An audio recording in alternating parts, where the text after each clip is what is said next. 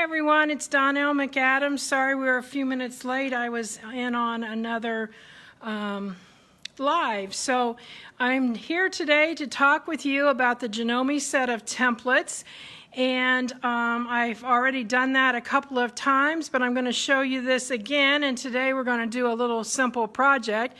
So you might want to grab a piece of paper and something to write with to take a couple notes, because it's a real simple little pattern that you can do. So for today, I want to make sure that you understand that we are going to be doing a class with Janome on the new M7 Continental on Saturday, this coming Saturday, May 9th at 2 p.m. Eastern Time. So I want you to understand that this does not have to be that you own that machine. We're going to have a lot of information. We're going to be sharing a lot of hints and tips, just like we always do. And of course, there will be a project that we're doing. The main focus will be the use of these templates. So you can see here, this is the Janome set of templates. Now, if you don't have these templates, you can go ahead and purchase them from a Janome dealer, or you can get the templates that you have and have them ready so that when I'm using something like this template, you could use a circle because it's very similar in shape, or you could use an oval. So we're going to be using several templates, and you'll probably have something that's similar to the template that we use, so you would be able to use that. So again, you'd want to go over to the Janome Sewing, I believe it's janomesewing.com, and you're going to find information there. I will also be posting it here, and I'll be posting it on my Facebook site, All Things Quilting and Sewing with Donelle McAdams. So the links will be there so that you can get joined up. It will not be on their main page. It will be on their classes page. So it's going to be a lot of fun. A lot of their educators are going to be online there. People from Sew Steady will be online and be able to answer your questions as we go. And so I really would like to see that class as full as possible so that we can get more information out there. It's really been fun to start working with the sewing machine companies on an individual basis. We just had baby lock training this week, and we're going to be doing more of that. So I'll remind you that again before we leave today. But what we're going to do first is we are going to be putting together some 3 pieces of fabric, actually 2 pieces of fabric and a fusible fleece. And so I have the regular foot on the machine right now. You'll notice I have left my glider on because I can sew with that glider on. So I'm going to take the templates off here and set them aside for a minute. And I'm going to get a piece of fabric here that I've already cut. This is 15 inches square. You could do this in any size. I don't think you'd really want it much bigger than 17 or 18 inches. But this is a 15-inch square of fabric. This is just a plain piece of fabric here. Right side is turned in. This is the right side of this fabric, and on that fabric I have fused a layer of Pellon 987F, and it's just a fusible fleece that I have fused onto that. So I've already done that. I did that with my heat press and have that already lined up. So I went ahead and put them together.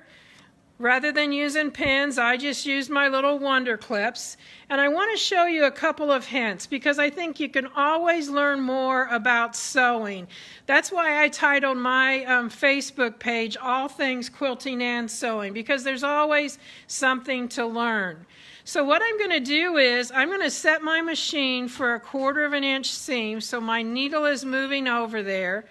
This particular machine has 90 needle positions. So what I'm doing is I'm moving as far left, that's putting it in a 1/4 inch. Now I could have put the 1/4 inch foot on here, but I have a reason that I wanted to leave this one on today. Now on the project piece that I'm doing, I am not using this blue-green variegated thread. That's what I'm going to be quilting with, but I wanted you to be able to see what I'm doing. So I'm going to go ahead and set the foot down so it's right on the edge, so I've got my 1/4 inch. and I'm going to stitch a few stitches forward, and then I'm going to hold in the reverse lever and stitch a few stitches back. I'm actually going to widen that seam allowance out just a little bit because I think you'll be able to see it better. So I'm going to stitch a few stitches forward. Wow, I didn't widen it out very far at all.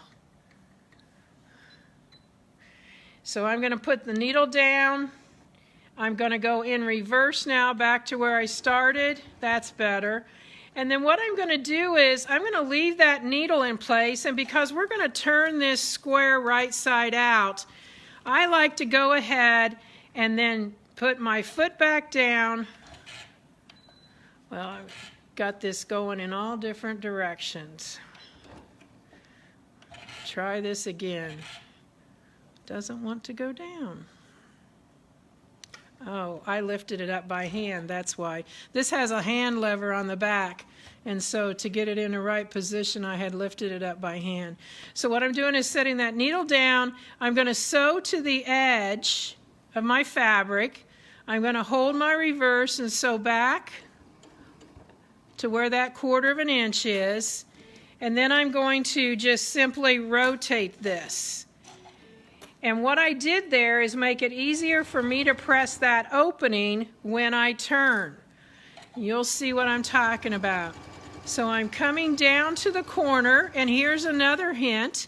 If you want a nice corner when you turn it, you want it to be nice and square, if you will take a few stitches diagonally, I like to take 3, so I've got 1 more to go straight, and then all I'm doing is turning this diagonally and taking 1, 2, 1 more, 3, and then that way when I trim that corner it will then turn to a better point. If you've never used Wonder Clips, they are great because you can take them in and out so much easier than you can with pins, and you sure can't stitch over them, that's for certain. Gisela from Oregon would like to know where she can find the Janome class. Is there a link somewhere that we can guide them to? We will have the link on the Sew Steady page. It will be on my page, and it should be right on the Janome Sewing page too. Good question. So what I'm going to do right here is I'm going to go 1 more stitch. I'm turning it at like a 45-degree angle. You can see this point is headed out to the right, and I'm going to go 3 stitches. Woo, that was almost, I think, 4. That's okay. It still ended up in the right place. And then I'm coming down, keeping my 1/4 inch.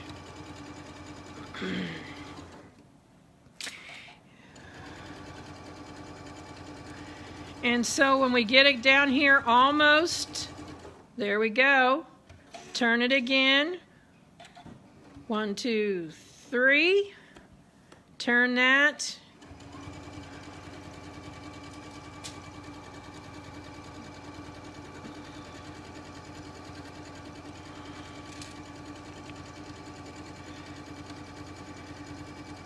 We get to the corner again, stop.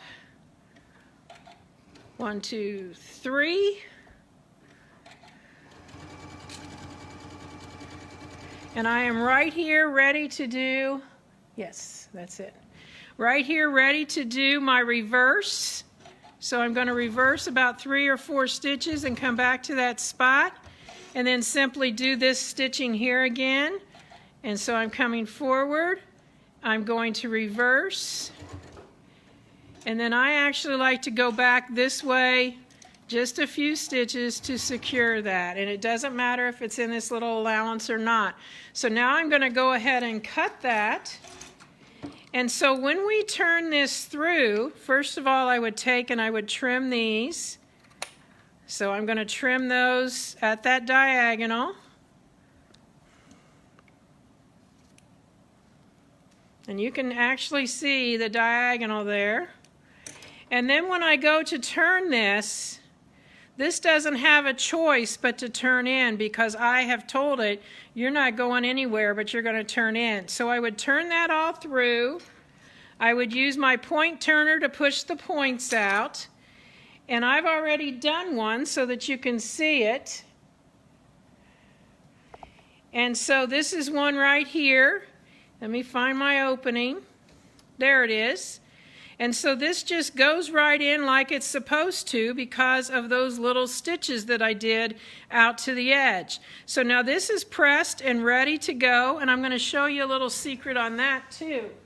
So I'm going to get my pressing mat and lay it over here on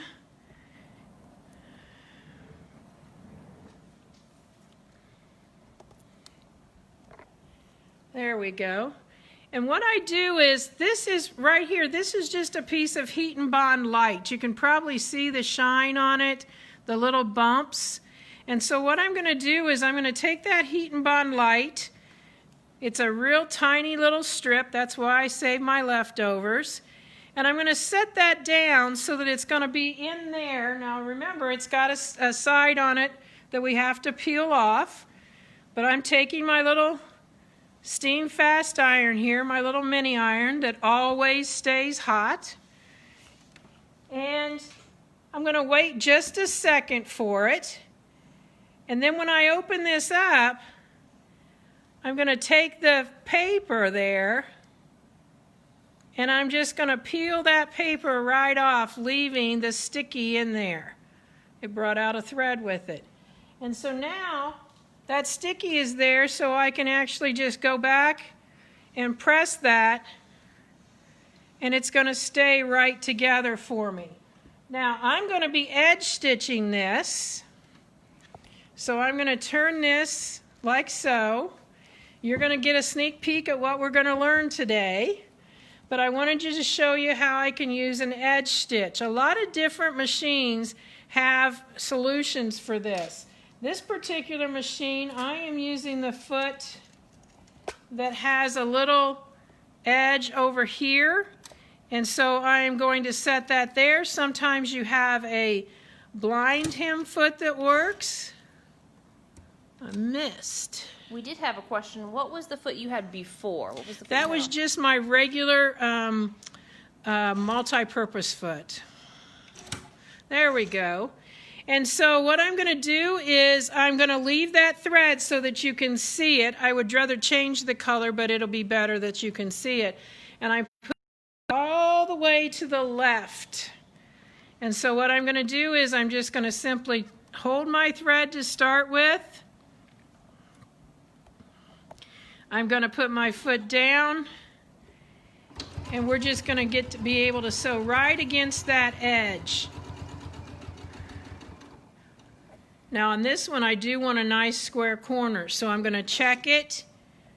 I need to come one more stitch. And then I'm going to make that turn. And then we'll come down this side. But by having that on there, I can easily do my top stitching. Now I'm not going to go all the way around because you know how to do that, and I want to spend time talking with the design. So I'm just going to cut that. But look to see what you can use to make it so it's easy to go around that design. Cindy would have loved to know that trick on closing that up for all the masks she's been making. Yeah, and I'm making masks too, and I had promised you guys, some of you were on the other day, and you had asked about the mask I'm doing. I made several of them over the weekend. Unfortunately, they're all gone right now, but I'm going to do a tutorial. If not tonight, I'll get it done, and I'm going to do my All Things Quilting and Sewing with Donelle McAdams page, and you will be able to see why I love it. It is so easy to do, and I don't even need to close that because of the way I do the folding and everything. So I invite you to keep a check on that so that you can see that, because it is it's actually the pattern that Joann's has distributed on their site, but I do it quite a bit different because I want it to be easier. I mean, it's just really easy the way I'm doing it, and I think it looks a whole lot more professional. So anyway, nothing against Joann's. Thank you for their pattern because it comes in 4 sizes, but I'm going to do it just a little differently. So can you tell us what machine you're using right now? I am using the M7 Continental from Janome, and this is the one I'll be using in that class. So now I'm setting this for ruler work. I've put my ruler work foot on, and I have set it up, and just that easy. It's just like 4 touches of buttons. I changed the foot, the feed teeth have automatically gone down, and I'm ready to start. Now I went ahead and drew this on here, and for those of you that may be joining us for the first time, I sprayed this with, in this case it was actually Starch Savvy from June Taylor, and I sprayed that twice, so it has 2 layers of this on there. This is what the bottle looks like. And it has 2 layers of that on there. And so now whenever I mark, this looks like I just used a Sharpie, but it's actually one of the Frixon markers. The Frixon markers are the ones that have the felt tip. I used this one for this particular one. The other day when I was showing you the mini designs, I used the one that are called Fine Line. Now, normally I do just use Fine Line, but the Fine Line tend to be a little light. I can see them where I'm at, but you wouldn't be able to see it. So that's why I went ahead and did this. And for those of you that have not seen this before, I'm going to move this so you can tell. This is what is called a crosshair grid.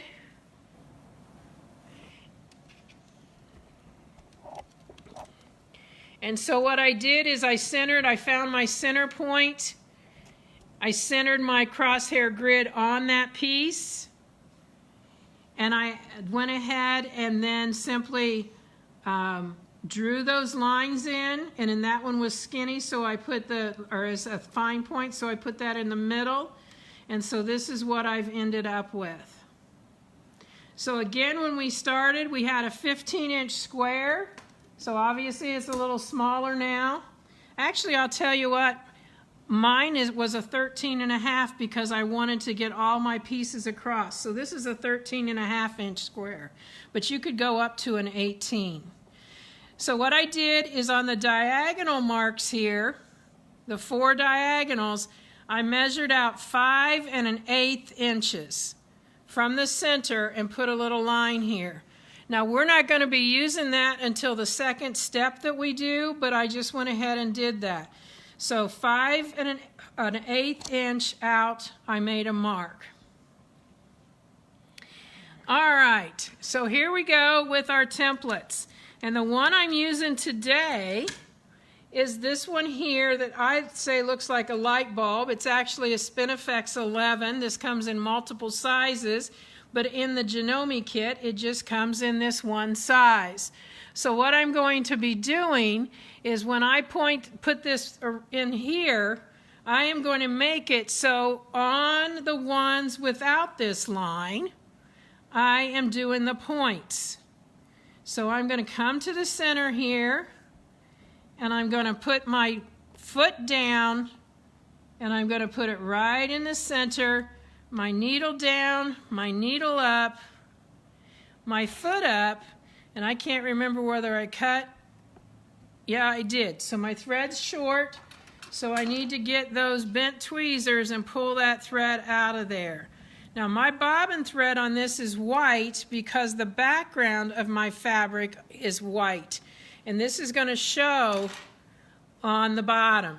So I'm going to go ahead and set my foot back down and put my needle into that spot, and then I'm just going to get these threads out of the way in the back. And as you can see, this is more of the pointed end of it. This is rotating back here off the back of my foot, and there is a line right on my template that's etched that I'm lining up with this black line. So we're going to go around.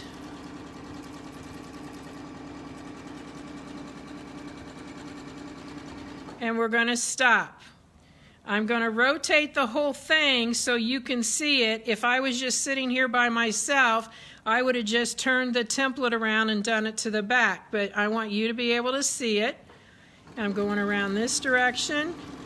And this is a variegated thread that has the colors of my flowers from the other side. I'm going to rotate to this one.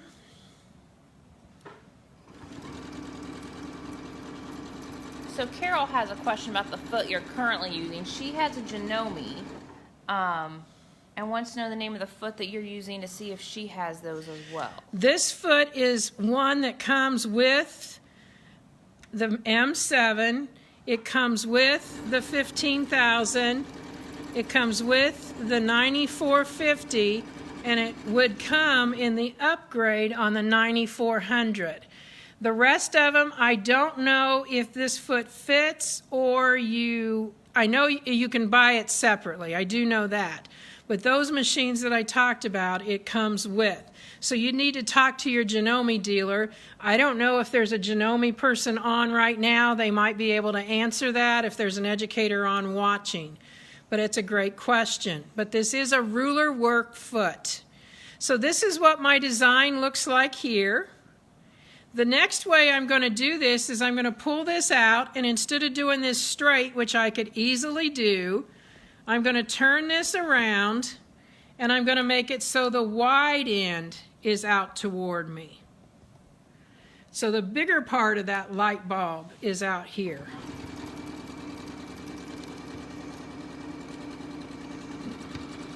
There also came in the question of how far does this wish table extend past behind the needle? It depends on your machine, because this particular machine, if you can see my fingers here, the bed of this machine is good size. It's big. And so the table is custom fit, which I'll show you in just a minute, but it's custom fit, so it depends on how big this bed is, how far back that goes. So that's a great question, and you're going to get as much use out of your table because they realize that they need to put it in the position where you're going to have the use from your table. So to answer that question, it would depend on your machine. Correct. It depends on your machine, and they custom fit all machines. So tables are made as you order them. And since we're talking about tables, let me remind you that this is Mother's Day weekend, and we have a Mother's Day special going on where you get the glider, which is $25. You get that free with your purchase. So I've done all four of those. I'm going to bring my needle up, and I'm going to bring my foot up, and you can see the design that I have there. And I'm going to go ahead and clip that thread, and I'm going to take the time to hide this because I want to be able to use this project when I'm finished. So what I'm going to do is, this is a cinch needle. This is what the packet looks like. And there's side threading. And so what I'm doing is I'm threading it into the side of that needle, or into the side of the needle is holding my threads. And I'm going to the back, right down through that center. So when I flip this over, I always take the time to make sure I got all my threads through, because sometimes you think you do and there's one still on the other side. Let's see. Well, they all came through this time. And what weight of thread did you use? I'm using 40 weight cotton quilting thread on this one, and I'm not sure what brand I have. Wonderfill. And so what I'm going to do is I'm going to then, I did it too fast. There we go. I'm going to make a loop. Got to get all my threads, not just part of them. I'm going to make a loop, and I'm going to take the point of my needle. Got to figure out where this little guy's coming from.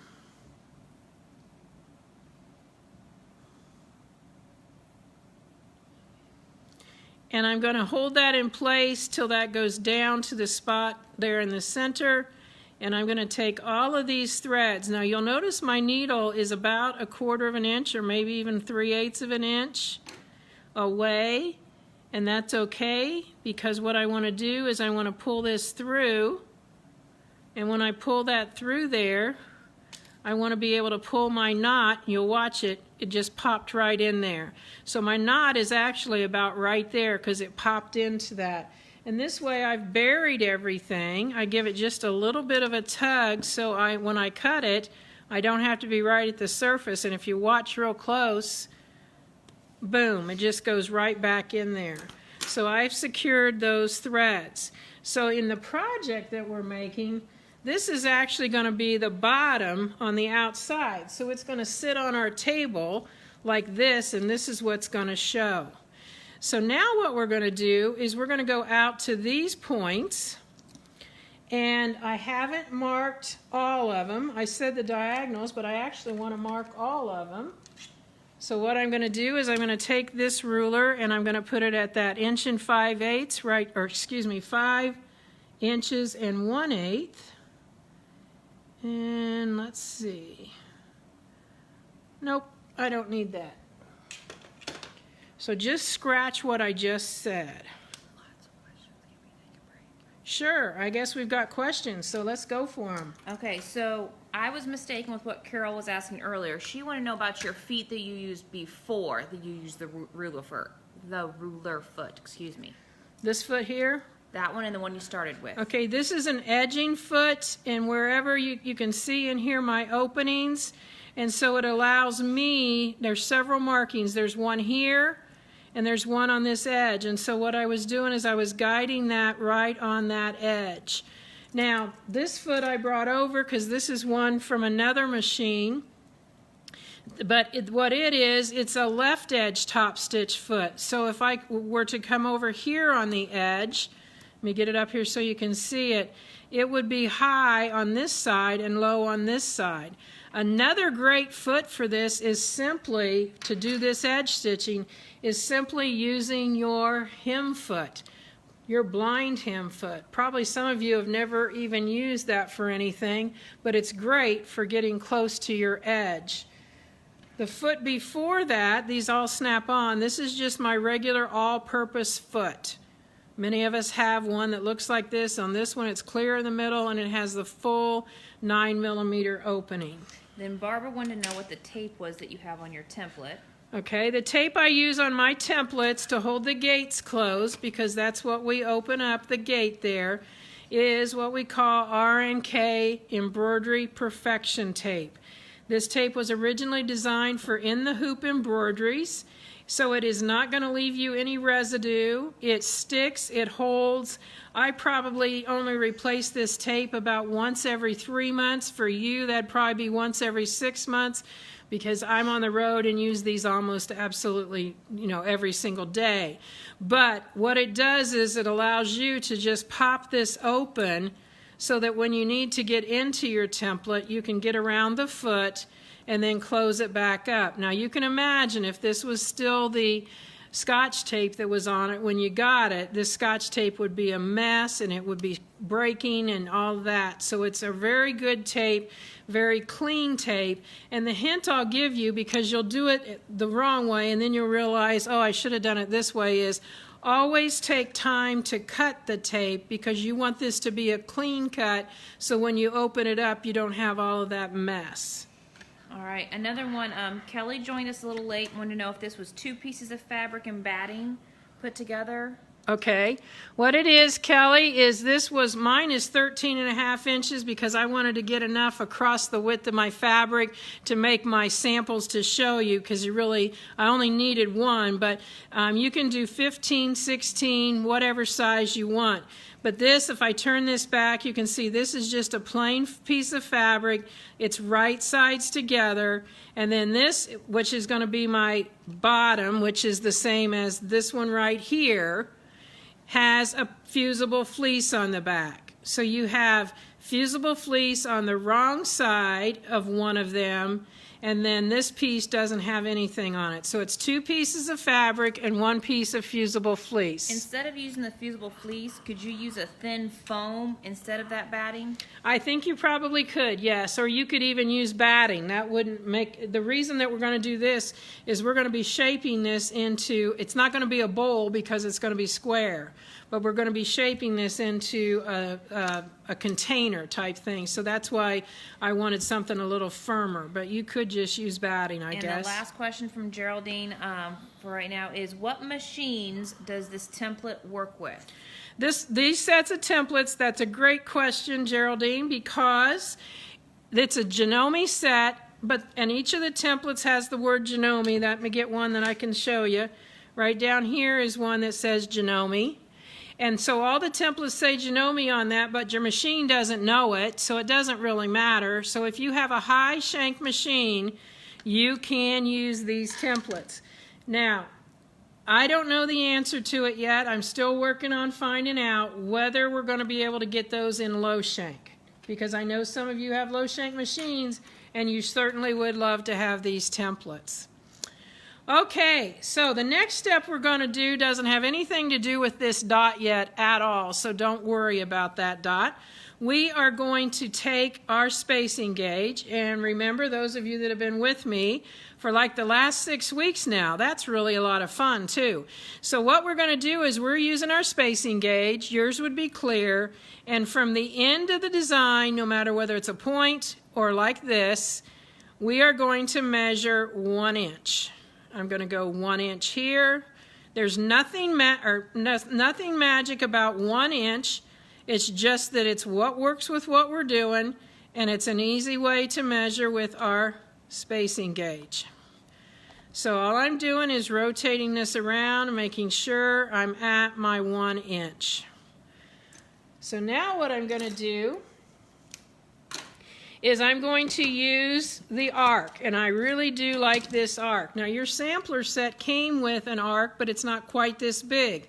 But you could use this one. So if you're joining me on Saturday at 2 o'clock Eastern time and we happen to be using the arc, you can get out the arc from the sampler set.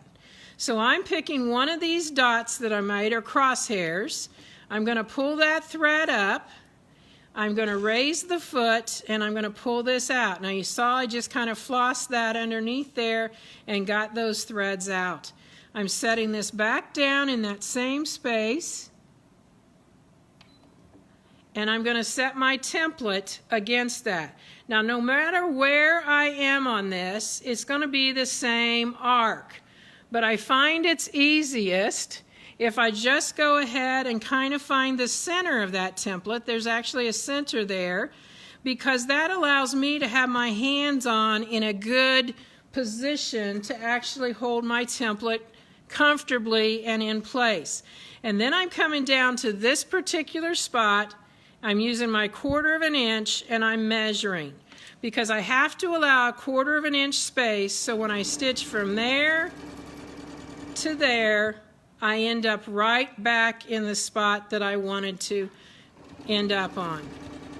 And I'm going to come to this spot. This one is going to be so much fun. You're going to see.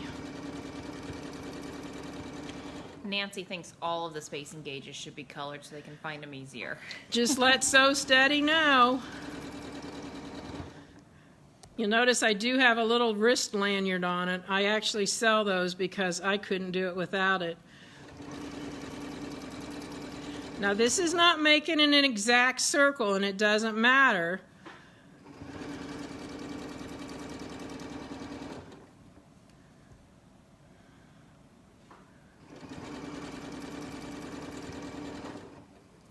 And so now we're coming right back to the spot we started. And so I'm going to come around in that same spot. And then what I'm going to do is, I'm not good at using my template like this. So that's what's the beauty of these, is I can just turn this around, because I want to make this come like that. So I'm still using my template the same way, and I'm measuring, but I want you to focus in real close right here on this spot, because I'm actually going to make it darker so you can see it. Because when I set this template like this, so it's on that line and against that spot, I don't have flat to flat. So if I stitch this around here, my needle's going to end up over here. So what I need to do is I need to put it at an angle so this flat side is against the flat side of my curve. So as I go around here like this, you can see how that direction changes. So if I'm right down here, the direction has to be the same way. So now what I'm going to do is I'm going to come to that spot right there. The only reason I marked these is because that's the one. I don't know why I even told you the 5 1/8, because that doesn't matter what I'm doing. So what I'm going to be doing is taking this particular template that's the oval, and if you're in class and I'm using this, you could use a circle, and I'm going to just do this oval space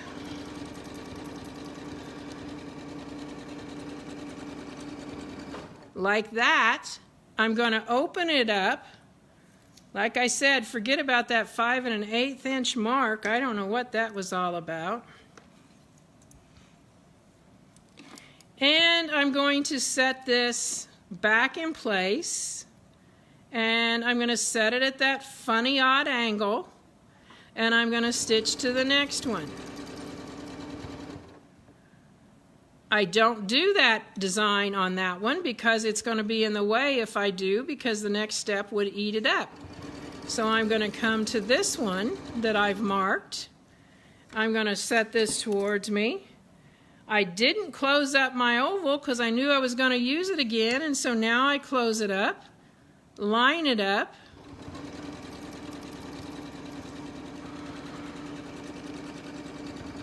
now those of you that have been with me when I did my template class, my Template class, where we cut out, this would be a great design to do for template quilting also.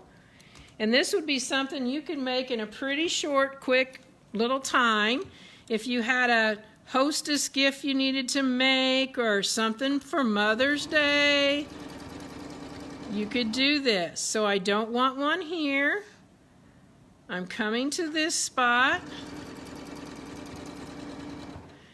and I'm going to take this to the side again, come in from the side, and line this up.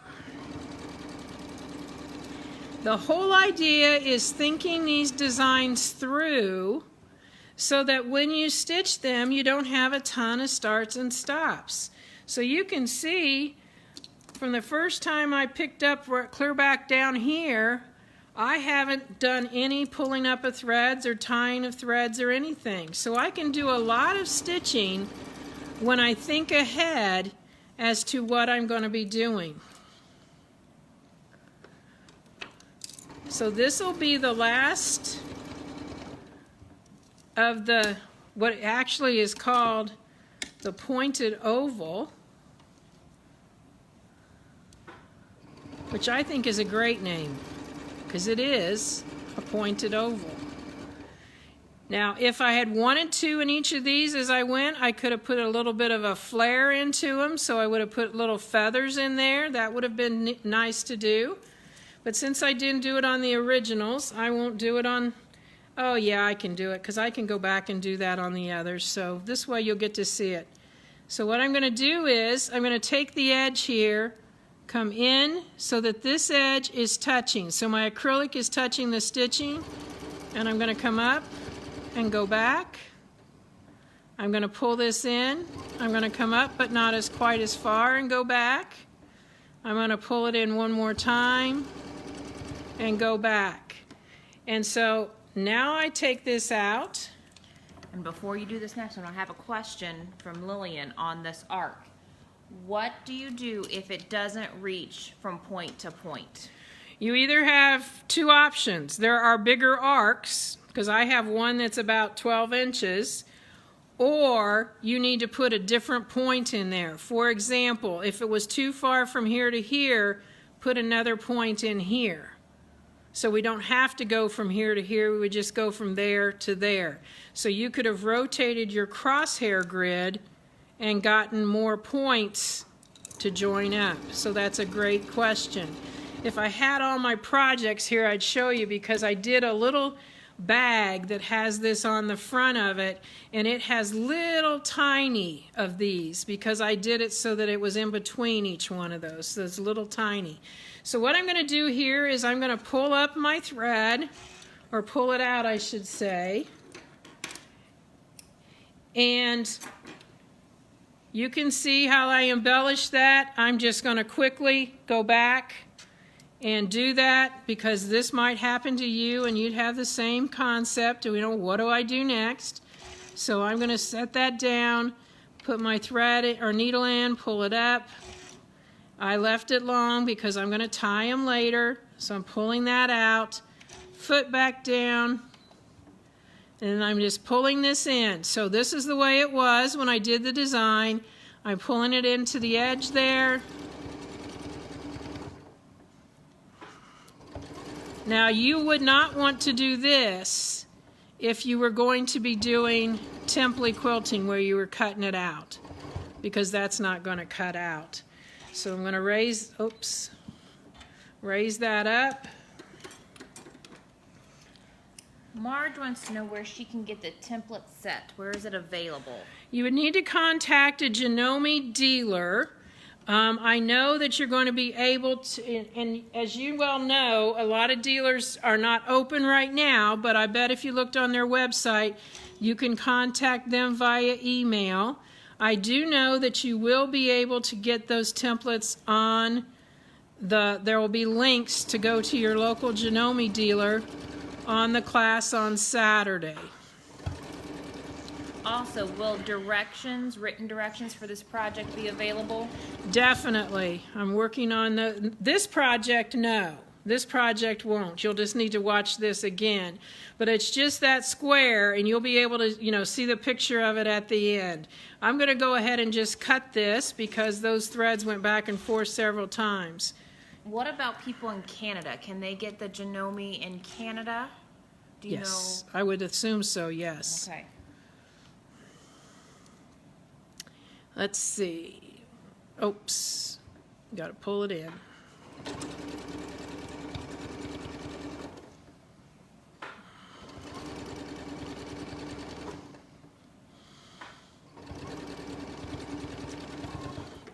Okay, so what I'm going to do is I'll tie those threads later, and this one I know I can cut. How do you know when you can cut them versus have to bury them? Well, if I've gone over this back and forth multiple times, and when I finished this, I just kind of did a 2 in a circle. I was talking so you didn't see that. And so that one is secure, so I can just cut it. I don't know if there's any on the back. Yeah, you can see it's just 2 little threads right here, and I can cut those. So if you have it so that it's not going to be like, I wouldn't over here, I wouldn't want to go back and forth. That's just personal opinion. But here there's multiple threads. This one will need to be buried. So what I'm going to do now so you can see this is get that iron pressing mat back there. And I usually use my wool mat, but it's over here on the table. But I'm just going to come over here. If you want to take a look at this right here, and I'll just tell you, we're going to set it up nice and square for you. And if you want to just take your phone and take a picture of it, or you can refer to it later. So there it is, what the design is. This is just the same Spinifex 11, just in 2 different positions. And then this was just using the arcs. Remember that 5 1/8 doesn't matter because we didn't, I don't know why I said that. But now what I'm going to do is I'm just going to press this out. Some of you were worried about those heavy black lines, but I told you I have that Starch Savvy on there. So there's my design. Now, the way we're going to finish this up is we are going to fold this in half.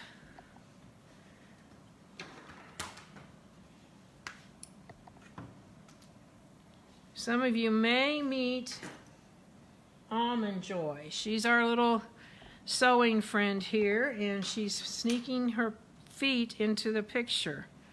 So she might just come right on screen here in a minute. Or curl up and take a nap. We're not sure which. So what I'm doing now is I'm taking these like this, and I am going to be marking on this one. I'm going to mark up 3 inches, and that's probably what you would want to do on about any of the sizes. So let's see. Let's go this way. So I'm going to put that mark on here. And I'm going to go to the other end and do the same thing. Now all I've done is fold this in half.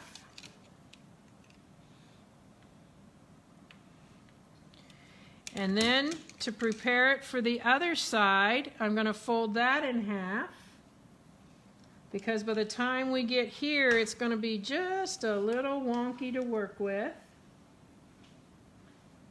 So there's a mark.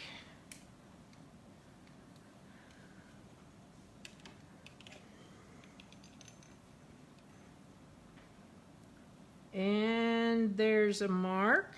So that's 3 inches up from the fold. And so now I have to switch back, or I can actually stitch with this in here with my Sashly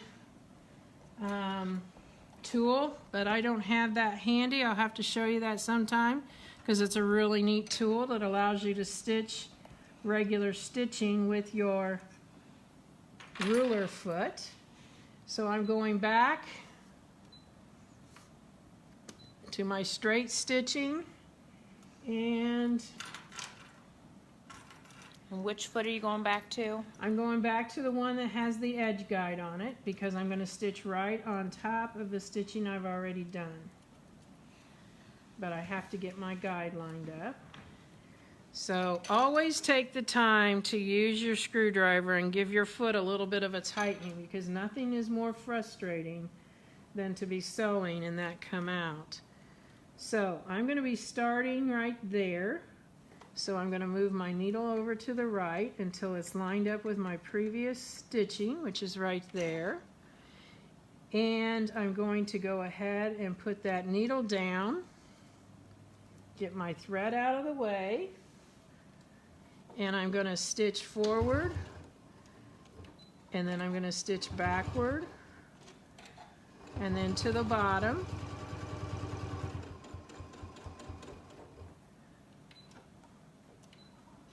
And reverse. And I'm going to go ahead and cut that thread. I'm going to take my little scissors here and cut this. And on this one I'm simply turning it around, but I'm still sewing the part down here. And if you've never been told this, it's always good when you put your foot down to stitch a few stitches forward before you reverse, because that allows things to get seated in the right place so that they will not make a mess or go down underneath.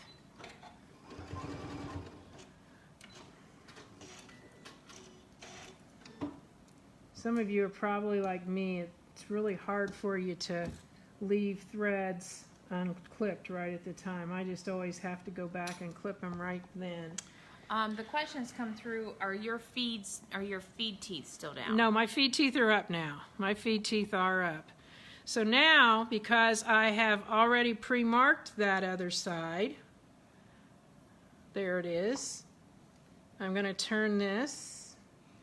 And how wide of a seam is that? This is right on top of my previous seam, and I did that about 1/4 of an inch from the edge.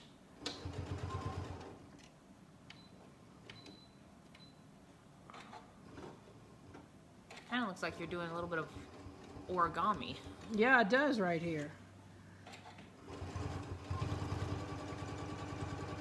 But I'm right on top of that previous stitching that I did when I did the very first piece. Here's what I did. I left that color in so you could see it. That's what I'm stitching over. So I've already done my back stitching, so I can go ahead and cut my thread.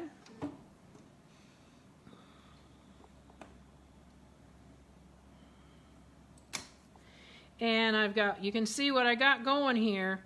I got one more side over here to do. Real fun, simple project. Go forward, and then go back. I want to make sure I see where my line, oh, yep, right there, but I'm going to take a second chance and measure it. Yep, it's right. And we're going to come down. I'm going to reverse. Remember, I got a few threads to tie off, but I'll do that later. Before we go any farther, I'm just going to take the iron. I don't even need my pressing board because I'm just going to press out that little, you see how easy that came out? And because of the way I marked them, I'm just on that edge. Got to find the other one. There it is. And it comes out that easy. And then this is just going to fold down like so. And you can see down in there, ignore my threads, that pretty stuff that we just did. And you can see how this just, most people then take this and tack it. I could also take this like so, and I could put a mini design here, or I could have done that before I actually finished it. So you could have done one of the minis from like the other day. And you have this fun little container that actually has these little wings that stick out. Now, if you didn't want those wings that stick out, you could stitch this down, but I actually like it like that because then I can look in and I can see my design in there. So now this is totally up to you how you work this. I wanted it so my design was pretty in here. I can put buttons on the edge here. I could do whatever I wanted to hold that down, but I can almost tell you if I go over to my iron and press this, this is going to stay down by itself. You wouldn't necessarily have to do that. So you can see just by me doing this that it's like it's going to stay down. So now the other thing to remember is you don't have to make that into that little project there. You could continue, this is the beginning of it. You saw me do that. This is the beginning. You could go ahead and do that other design that I did and then add something out here in the corners, and then this is just like a little candle mat. It's really nice to have something like this, and then you can set your candles on it. So I just wanted to show you some of the templates that come with the Janome set. You can look on, a couple of weeks ago I did a whole set on the Janome, so I showed you these hearts. This is a continuous heart design. I showed you that one, and I also showed you how to do this little design right here. Actually, let me show you a thing that I had an idea of doing with this real quick before we quit. And while I'm doing that, again, let me invite you to the Janome Sewing page. We're going to have a link on this page and also a couple of other places, probably on Westerly, so that you'll be able to see that there. That class is going to be a 2-hour class with a project. Megan, if you want to show them that project. Tell me where it's at. Well, Oh, right here. Yep. This is the project that we're going to be doing. And this is a bag that will hold your templates. On the back, you'll notice that it has cross hatching. We'll show you a couple of ways you can do the cross hatching. And there's a fun zipper there. We're going to be showing you how to put that zipper in because we're showing you some features of the machine. And I just put the link on, so it's on a couple times on this feed. Okay, she's put the link on there so you can find that. So what I'm going to do is I'm going to set this up again for ruler work, and yes, only 4 touches of buttons and we're ready to go. So what I'm going to do here is I'm going to show you how what those 5 1/2 or 5 1/8 inch marks were for, because it would have put you right there. And so what I was going to do was I was going to start here. No, actually I was doing it this way. Here we go. There's a line right there, and that's where the 5 1/8 is. And I'm going to go ahead, and in this channel I'm putting my foot down. And the first time around, pardon me not pulling it up, I'm just going to go around the bigger side, and this time I'm going around the smaller side.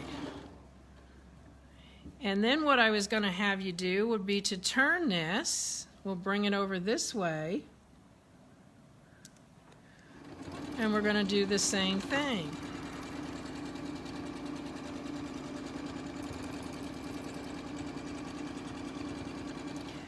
Now at this point, to get back to where we can move on, we would be retracing. We would come across here.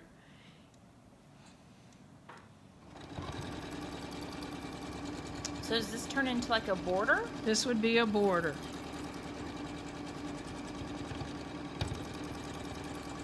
And you can do this same thing on anything. I was just trying to figure out how we could miter it.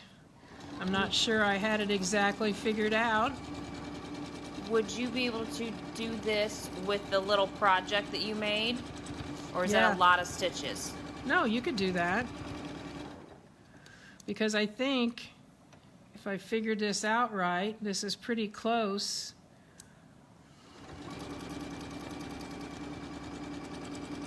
I'd have to do a little bit more figuring because I need to bring it down a little bit. But you can see, I'll go one more round.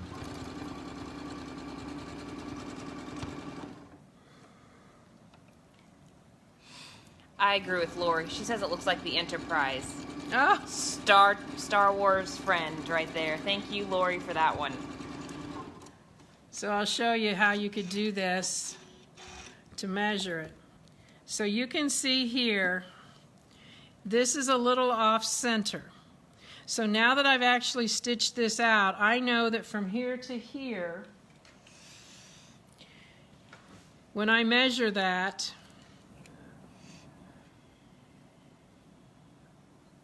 I have 4.5 inches. So 3 of these is 4.5 inches. And I know for some of you are going to go, hey, I can't deal with all that. But trust me, it works. So if that's 4.5 inches, that's why I use my centering ruler. What I would need to do is know where on this I'm going to put my 0, and I would mark out 2 1/4 this way and 2 1/4 that way, and then I would have had that exactly centered instead of this way. So it's something that you can do to get these centered, and this makes just a great border just like that. Let me turn it this way so you can see it. And you just keep going back and forth, or you can just use the outer one and keep going this direction. But I kind of like doing this way because what happens is your inside one looks a little bit heavier. So in other words, you're going to start in the upper left or the upper right, it doesn't matter, but you're going to start, if you're on the left, in the left, come back down and come to here. Move your template around the big one, come down, move to here, move your template. And you can do a whole border like that. I think this is cool for a corner too. So you can see how that would work in a corner. So that's what Carol just said, is that 3 of those in each corner would look really pretty. Right, and so that's how I play with my templates. Now if I really truly, and I could make this into a class where we do that, I would work out the exact math where we would be able to turn this corner and have this one mitered just like that one. And it would have to do with measuring here and then figuring out what other distance we need. So it can be done. That's a little bit more than a Tuesday evening class is going to be, but this gives you an idea of how you can play with your templates and what you can do with them. So remember our Mother's Day special. If you're looking for a table, now is the time to do that. And get signed up for Saturday. You may not even sew at all. You may just watch. But there's a lot of things that we will be sharing, and you will learn from that. Many of you have been taking a lot of our classes, and so some of this is becoming old hat, and that's a great thing. We want it so that you get it, and you're like, oh, I've already heard that before. So those are the rules that, you know, not necessarily rules, but that's the information that helps you become a better template quilter. So any other comments or questions? They would like to see the wish table before we go. Perfect. So for that, I'm going to go ahead and take the camera off its stand so I can move it.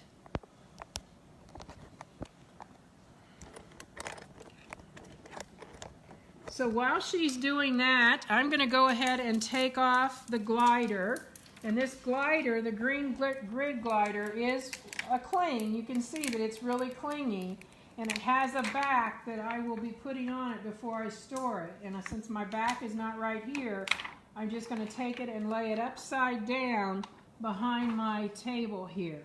So I'm going to move some things out from under because I want you to be able to see the full concept of the table. I keep my bobbins for my machine right underneath there so that they're handy. And this is the nice big blue drawer that goes in the table. And so that blue drawer stores a lot of things. So what we have in here now is I have my feet. The foot that I was using a while ago, I can put that right there. I have other plates for my machine because this machine has several plates that go with it. I have my AccuFeed foot here that goes with that. And then in here is a part that comes with this table. And this is called, the circle sewing tool. And so what this does is if I wanted to sew a circle, I would pull this out, and wherever I put this, this is the center of my circle. And so I would put my fabric there, and it would allow me to sew a circle. And I'm going to reach that blue piece right there, Megan. This one? No, above it, that blue. There you go. This is a sample of circle sewing right here. And so when I was sewing this particular circle, I had it in a lot closer than that. And the center was right here. And so then when I had my regular foot on, this was just going around in that circle. And I stitched a straight stitch first, cut off the outer edge, and then went back and did a decorative stitch. So you can see over here, I'll put it so you can see up close, you can see the decorative stitches that are on there. And this tool only fits the wish table. That's correct. The wish table and the giant wish are the ones that come with this, the holes in it. Now there is what's called the large deluxe, and the large deluxe is a smaller table without the nice big drawer, but it does have that those holes cut into it. But you would need to purchase this extra because it does not come with this piece right here. And so you've got the holes. You can put this anywhere. I've done circles up to 18 inches before. So, or actually 18 inches radius. So the circle is actually 36 inches. So again, for all you math people. Right. So I have in the university on Sew Studies website, there is a circle sewing class there where we actually do several different projects, and there are patterns and things that you can do because there's so much versatility with this circle sewing. And I will tell you, if you're in doubt, go ahead and get the wish table, and then down the road when I do a circle sewing class, you will see why. Because I've had so many people tell me, I went ahead and just bought the large table, and now I wish I had the wish table. And so that's my little joke. It's like if you don't get the wish table, you'll wish you had. But this little piece, when I store it right back on this piece of corrugated cardboard because I don't want those two little pieces to get bent. But the wish table is 22.5 by 25.5. All of the edges are beveled. And then you can see how it's custom cut. It actually goes clear back to here. It goes clear back to that area, so that's how big it is. And right there you can see AJ. She's turned our back on us, or her back on us, but she's getting as close as she can for us. So I hope you have enjoyed today, learning a little bit more about templates in general, but obviously the templates that we use for the project. And you can make something like this. You don't have to bring this up 2 inches or 3 inches. You could bring it up 2 and have more fold back. You can see that you can see your design down there in the inside of it. So thanks for joining me today. I hope you'll be back tomorrow because guess what? I'm going to show you how to use the weightless quilter. And the weightless quilter is the way that you can easily quilt even up to a king size quilt. So we'll see you again tomorrow at 2 p.m. Pacific time or 5 p.m. Eastern time. Thanks for joining us. I'm Donelle McAdams with my daughter Megan. We really enjoy bringing these to you. Bye for now.